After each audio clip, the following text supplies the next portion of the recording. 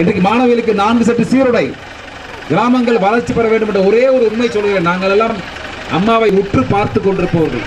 எங்களுக்கு தெரியும், படித்துவிட்டு கிராமத்தில் இருந்து நகர்ப்புறத்துக்கு செல்லுகிற அந்த வேலை நிறுத்த வேண்டும்.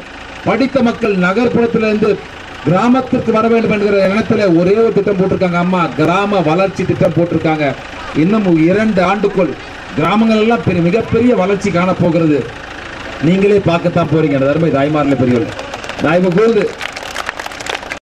வரப்போகிற தேர்தலில் இன்னும் அமைச்சர் வரவிருக்கிறார். நாளை சட்டமன்ற உறுப்பினராக இங்கே வேட்பாளராக நிறுத்தப்பட்டிருக்கிற அருமை சகோதரி முத்துச்செல்வி அவர்கள் படித்தவர், பண்புள்ளவர். உங்களோடு இந்த பகுதியில் பிறந்து இங்கே வாழ்ந்து இங்கே உங்களுக்கு நல்லதை செய்வதற்காக அம்மா அவர்கள் இந்த தொகுதி ஒரு சிறப்பு வாய்ந்த தொகுதி. ஏனென்றால் மறைந்த திரு சட்டமன்ற உறுப்பினராக இருந்து அமைச்சராக இருந்து மறைந்த கருப்பசாமி அவர்களை கூட உடல்நிலை சரியில்லாமல் இருந்தபோது கூட அந்த தொகுதி மக்களின் மீது வைத்திருந்த நம்பிக்கையின் காரணத்தால் அம்மா வந்து இறக்கும் வரை அவர் அமைச்சராகவே இறக்க வேண்டும் என்று அவரை அமைச்சராக, துறையில்லாத அமைச்சராக வைத்திருந்தார். அது உங்கள் மீது அம்மா வைத்திருந்த நம்பிக்கை, இந்த தொகுதி மக்கள் மீது அம்மா வைத்திருந்த நம்பிக்கை, இந்த தொகுதி மக்கள் வாக்களித்தார்கள், அவர்களுக்காக அம்மா வைத்திருந்த நம்பிக்கை என்று அன்போடு தெரிவித்துக் கொண்டு தயவு கூர்ந்து யார் எதை சொன்னாலும் நீங்கள் கேட்க வேண்டிய முதல் கேள்வி திமுகவை, கருணாநிதி அவர்களே, நாளை நீங்கள் ஒரு கடிதம் எழுதி தமிழகத்திற்கு மின்சாரத்தை பெற்றுத்தர முடியுமா என்று கேளுங்கள். ஸ்டாலின் வந்து மின்சாரம் இல்லையே உன் சம்சாரத்தை முதல்ல பாடுறான்னு அமுச்சு விடுங்க. இந்த பக்கம் மாவீரன் வருவான், யாரு அழகிரி, அவன் அழகிரி திரும்பவும் மாட்டான் போல இருக்கு. இன்னும் நாங்கள் ஒரு 20,000 ஓட்டுல தோப்போம். அதானே, ஜெயிக்க போறது இல்லை. நீ எப்படி இருந்தாலும் ஸ்டாலின் வெக்கமில்லாமல் சொல்கிறார். மு.க. ஸ்டாலின் 5 ஆண்டு காலத்தில் என் தகப்பா சாதனையை 50 ஆண்டு காலம் வரை யாரும் செய்ய முடியாது. அப்பா 1,80,000 கோடி யாராவது அடிக்க முடியுமா சொல்லுங்க பார்க்கலாம். யாராவது அடிக்க முடியுமா? 50 ஆண்டு காலம் என்ன சாதனையா நான் கேட்கிறேன். ஸ்டாலினை பார்த்து கேட்கிறேன். 50 ஆண்டு காலம் ஆட்சியில் இருந்தாலும் இந்த சாதனையை செய்ய முடியாது. என்ன சாதனை? பங்கம் என்ன ஆத்துல ஓடுதா? பைப்பை திறந்த என்ன பால் கொட்டுதா? என்ன சாதனையா நீ பண்ண? எந்த கிராமத்தை வளர்த்து விட்ட? உன் குடும்பம் வளர்ந்திருக்கிறது. கருணாநிதி கேட்ட அழகா சொல்லுவார், நான் தான் திட்டம் தந்தேன், நமக்கு நாமே திட்டம். நாம் புள்ள நினைச்சா நமக்கு நாம நிர்வாகிகளுக்கும் என் நன்றி கலந்த வணக்கத்தை தெரிவித்துக் கொண்டு தயவு கூர்ந்து எந்த கட்சி எதை சொன்னாலும் அந்த தவறான பிரச்சாரத்தை தயவு செய்து நம்பாமல், மின்சாரம் குறை, மின்சார தட்டுப்பாடு, மக்கள் அவதி இப்படி என்று திமுக காரன் சொன்னால் உங்களுக்கு உரிமை இருக்கிறது. சென்ற முறை நாடாளுமன்ற தேர்தலில் திமுகவை ஜெயிக்க வைத்த மக்கள் நீங்க. திமுகவுக்கு ஓட்டு போட்டீங்க எம்பி தேர்தலில். இப்ப கேட்கலாம், நீங்க தமிழ்நாட்டுக்கு தேவையான மின்சாரத்தை ஏன் தரவில்லை? கம்யூனிஸ்ட் சொல்லுகிறது, பாரதிய ஜனதா சொல்லுகிறார், மத்திய அரசு ஏன் தரவில்லை மின்சாரத்தை? தடுத்து நிறுத்தி வைத்திருப்பவர் கருணாநிதி என்பதை அன்போடு நீங்கள் மனதிலே கொண்டு தயவு கூர்ந்து திமுகவின் பொய் பிரச்சாரத்துக்கள் நம்பாமல் இன்னும் 2 மாதத்திற்குள் வரப்போகிற மின்சாரம் நல்ல மின்சாரமாக, நல்ல சுகாதாரமான இந்த கிராமத்தை நிச்சயமாக வளம் பெற வைக்க வேண்டிய கடமை புரட்சித்தலைவி அம்மா அவர்களுக்கும் வேட்பாளராக இருக்கிற முத்துச்செல்விக்கும் இருக்கிறது என்று அன்போடு தெரிவித்துக் கொண்டு வெற்றிக்கு பிறகு நான் மீண்டும் உங்களை சந்திக்கிறேன் என்று கூறி விடைபெறுகிறேன். நன்றி, வணக்கம். இரட்டை லட்சணத்தில் வாக்களித்து உங்களுக்காக வாழ்கின்ற தலைவர் புரட்சி தலைவி அம்மா அவர்கள், தன்னுடைய குடும்பத்துக்காக வாழ்கின்றவர் கருணாநிதி. இன்றைக்கு புரட்சி தலைவி அம்மாவுக்கு யாரும் கிடையாது. இங்கே வருகின்றீர்களே, நீங்கள் தான் பிள்ளைகள். உங்களைத்தான் பிள்ளைகளாக நினைத்து தன்னுடைய வாழ்க்கையை உங்களுக்காக அர்ப்பணித்த தலைவிக்கு வாக்குகளை கொடுத்து இடைத்தேர்தலிலே நம்முடைய முத்துச்செல்வி அவர்களை பெருவாரியான வாக்கு வித்தியாசத்திலே வெற்றி பெற செய்து இன்று தமிழகத்திலே புரட்சி தலைவி அம்மாவை எதிர்க்கக்கூடிய சக்தி எந்த கட்சிக்கும் இல்லை என்று இந்த இடைத்தேர்தல் மூலமாக நீங்கள் நிரூபித்து காட்டுங்கள் என்று சொல்லி வாய்ப்புக்கு நன்றி கூறி, அடுத்ததாக நீங்கள் ஆவலோடு எதிர்பார்க்கின்ற திரைப்பட நடிகர் மரியாதைக்குரிய சகோதரர் ஆனந்தராஜ் அவர்கள் அற்புதமாக உங்களிடத்திலே கருத்துக்களை வழங்குவார் என்பதை தெரிவித்துள்ளேன். ஆடங்கோப்பன் தாமரமான தலைமுழுக அருமை தாய்மார்களே, பெரியவர்களே, நாங்க முனையில பேசின நிறைய பேர் கேட்டிருப்பீங்க. இருந்தாலும் நான் சொல்ல வேண்டிய பல நல்ல கருத்துக்களை மாண்புமிகு அமைச்சர் அவர்கள், நெடுஞ்சாலைத்துறை அமைச்சர் மிக அழகாக சொன்னார். அரசின் திட்டங்களை, சட்டங்களை எல்லாம் அம்மாவின் பக்கத்தில் இருந்து பார்ப்பவர்கள் அவர்கள். அவர் இன்றைக்கு சொன்னார், வந்தவுடனே 90% மின்சாரம் தயாராகிவிட்டது. இன்னும் 10% தான் இருக்கிறது, அதையும் குறுகிய காலத்திலே சரி செய்து விடுவார் புரட்சி தலைவி அம்மா என்று. ஆனால் இன்றைக்கு எதிர்க்கட்சியாக இருக்கிற திமுககாரர்கள் தொலைக்காட்சியை திறந்தால் போதும், எங்கேயாவது விளக்கு உண்மையாகவே எரியாத விளக்கு ஏதாவது பீஸ் போய் இருந்தால் போய் அங்கே போய் கேமரா வச்சுக்கிட்டு மின்சாரம் எரியவில்லை, மின்சாரம் அங்கே போய் ஏண்டா வைக்கிற, எரிய எடுத்த போய் வைக்க வேண்டியதானே கேமராவை. தொலைக்காட்சி இருக்கிறதாம், அவருடைய கையிலே சன் டிவி இருக்கிறது, அவருடைய கையிலே கலைஞர் டிவி இருக்கிறது. அதற்காக மின்சாரம் இல்லை, மின்சாரம் இல்லை, மின்சாரம் இல்லை. எங்கே இல்லை மின்சாரம்? மின்சாரம் இல்லை என்றே வைத்துக் கொள்ளும் என அருமை தாய்மார்களே பெரியவர்கள். என்ன செய்ய வேண்டும் கருணாநிதி? மத்திய அரசிலே கூட்டணியில் இருக்கிறாரே கருணாநிதி, மிக்க மகிழ்ச்சி, காங்கிரஸ் எங்களோட கூட்டு. ஒரு சாம்பாரும் வச்சுக்க, கூட்டுக்கு ரொம்ப நல்லா இருக்கும். சாம்பார் சாப்பிட்டு கூட்டை கூட வச்சுக்கிட்டீங்கன்னா நல்ல மேட்ச் ஆகும். காங்கிரஸோடு நாங்கள் கூட்டு, அதுக்கு தானே அவர் தரப்போறாங்க தமிழ்நாட்டு மக்கள். வரப்போகிற நாடாளுமன்ற தேர்தலுக்கு அச்சாரமாக இந்த காங்கிரஸ் கட்சியை தமிழகத்திலிருந்து விரட்ட வேண்டிய கட்டாயம் தமிழ்நாட்டு மக்களாகிய உங்களுக்கு இருக்கிறது என அருமை தாய்மார்கள். காங்கிரஸ் கட்சி உங்களுக்கு தர வேண்டிய 2 வாக்குறுதி இருக்கிறது. காங்கிரஸ் கட்சி நினைத்தால் இந்த 4 மாதங்களாக அம்மா கடிதம் எழுதி கொண்டிருக்கிறார் மன்மோகன் சிங் மின்சாரம் இல்லை, மின்சாரம் இல்லை, கொஞ்சம் மின்சாரத்தை தந்து உதவுங்கள். உடனே கருணாநிதி, தந்து விடாதீர்கள், தந்து விட்டால் அந்த அம்மாவுக்கு நல்ல பேர் கிடைத்துவிடும். சத்தியம் செய்து சொல்கிறேன், கருணாநிதி சொல்ல வேண்டும். தமிழ்நாட்டு மக்கள், நான் மின்சாரம் கேட்டேன் மன்மோகன் சிங்கை, தரவில்லை. சொல்ல முடியுமா மன்மோகன் சிங்கால? மக ஸ்டாலினை கேளுங்க, மக அழகிரி வருவான் கேளுங்க, நீ கேட்டியாடா மின்சாரத்தை மத்திய அரசுல? மத்திய அரசுல கூட்டணி யார்? நாங்க தான் இருக்கிறோம். அப்ப ஏன் கேட்கல? கொடுத்தாலும் அந்த அம்மையாக்கு நல்ல பேர் விட்டுடுமே. கிராமத்தில் போற ஒரு வயசான ஆள் மேல இடிச்சுட்டா உடனே வழக்கு போடுவாங்க. போக்குவரத்து அந்த கழகம் வந்து அடிபட்டவருக்கு ஒரு 2 லட்ச ரூபா பணம் தரணும்னு சொல்லுவாங்க. அந்த பணத்தை கொடுக்கலாம் என்ன பண்ணுவாங்க? ஜட்ஜியை சொல்லுவார், நீதிபதி சொல்லுவார், அந்த பஸ்ஸை ஜப்தி பண்ணி கொண்டு நிறுத்துங்க கோர்ட்ல என்றார். ஒருத்தரை இடிச்சிட்டு பணம் கட்டலனாலே பஸ்ஸை ஜப்தி பண்ணிடுவாங்க. ஆனால் கருணாநிதி என்ன பண்ண தெரியுமா? பஸ் நிற்கிற டிப்போ டிப்போ வந்து அடமானம் வச்சுட்டான் பேங்க்ல. நாளைக்கு அந்த டிப்போக்கார கோர்ட்டுக்கு போனான்னு வைங்களேன், மொத்த போக்குவரத்து கழகத்தையும் நீதிமன்றம் நீக்கிவிடும். ஆனால் அதான் அம்மா என்ன பண்ணாங்க? தவிச்சாங்க, கஷ்டப்பட்டாங்க. கருணாநிதி என்ன பண்ணாங்க தெரியுங்களா? ஒன்றும் பண்ணாமல் எல்லா சமயம் அந்த அம்மா மேலே போட்டோம். ஜெயிச்சா நம்ம பார்த்துக்குவோம், தோத்தா மக்கள்கிட்ட நம்ம கெட்ட பேர் வர வேண்டும் என்ற காரணத்திற்காக கருணாநிதி நினைத்திருந்தால் கூட்டணியில் இருக்கிற மன்மோகன் சிங்கிடம் சொல்லி தானே புயலுக்கு நிதியை வாங்கி தந்திருக்கலாம். கொடுத்தாரா கருணாநிதி? தராதீங்கன்னு சொல்லி நிறுத்தி வச்சிருக்கார்.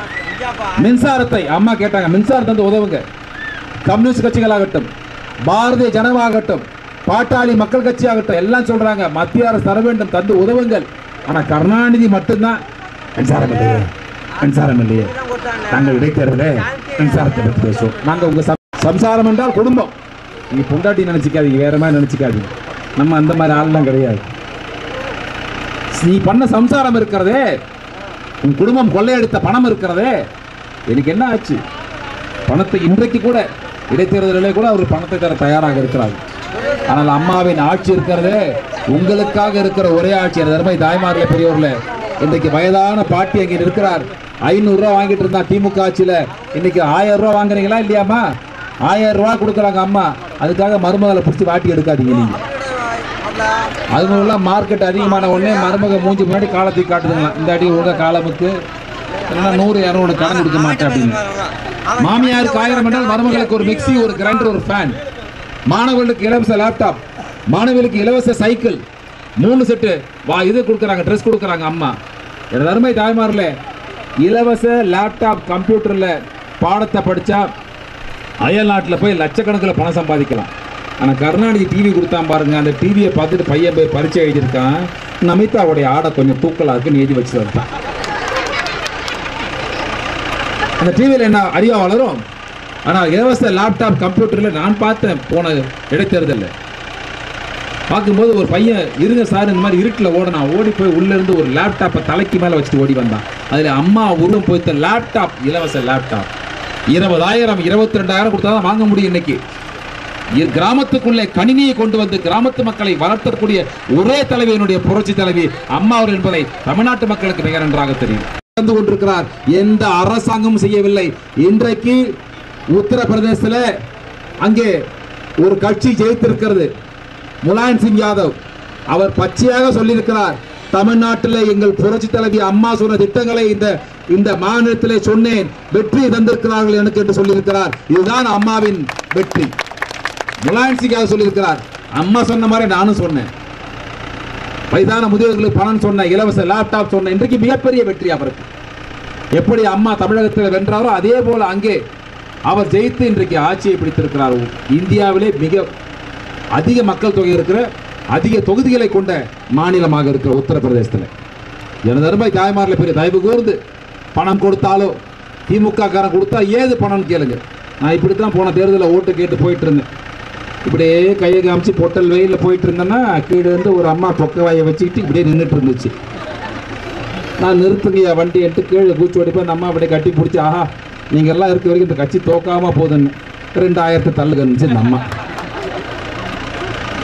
ஏன் கேள்வி செவனேன்னு பேரன்னு போகிறோன்னு கூட்டு 2000 கேட்குறேன் அடுக்குமான்னு கேட்டேன்.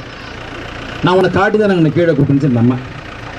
நீ இதை ரெட்டலை காட்டுறாக்கு நான் கீழே வந்தேன் தாயின்னு. அதெல்லாம் ஒழுக்கமாக பேசு, 2000 கூட ஓட்டு போடுறான்னு. திமுக காரனை பார்த்தா எவ்வளோ கேட்பேன்னு இப்படி இருந்துச்சு அந்த அம்மா. என்னம்மா உதயசூரியனான்னு கேட்டேன். இல்லை கண்ணு 5000 தள்ளுன்னு கேட்பேன்னுச்சு. அண்ணா திமுக வாக்கு கேட்டிருந்தால் ஒருவேளை உணவிற்கு பணம் தந்தால் போதும், நான் வாக்கு போட தயாராக இருக்கிறேன். அதே திமுக கார வந்தால் 5000 தருவாயா 10,000 தருவாயா, ஏன்னா நீ தானடா கொள்ளையடித்து வச்சிருக்கேன்னு கேட்டான். எனது அருமை தாய்மார்கள், மக்களுக்கு தெரிகிற அளவில் இன்றைக்கு தமிழகத்தை நாசம் செய்திருக்கிறார். ஆனா மகருக்கான வாய் கூசாம சொல்றான் மு.க. ஸ்டாலின். 50 ஆண்டு காலம் அரசியலில் இருந்தோ கூட செய்ய முடியாத சாதனை என் தகப்பனார் செய்து விட்டார். எனக்கு ஒன்றும் புரியல, உங்களுக்கு ஏதாவது புரிஞ்சிருக்கா? இந்த முனையில் போய் வாய்க்கா ரோட்டில் இருக்கிற பைப்பை திறந்தா தங்கம் கூட்டுதாமா, பிடிச்சிக்கங்க. அப்புறம் கர்நாடக பைப்பு இருக்காக திறந்தா பால் கூட்டுதாமா.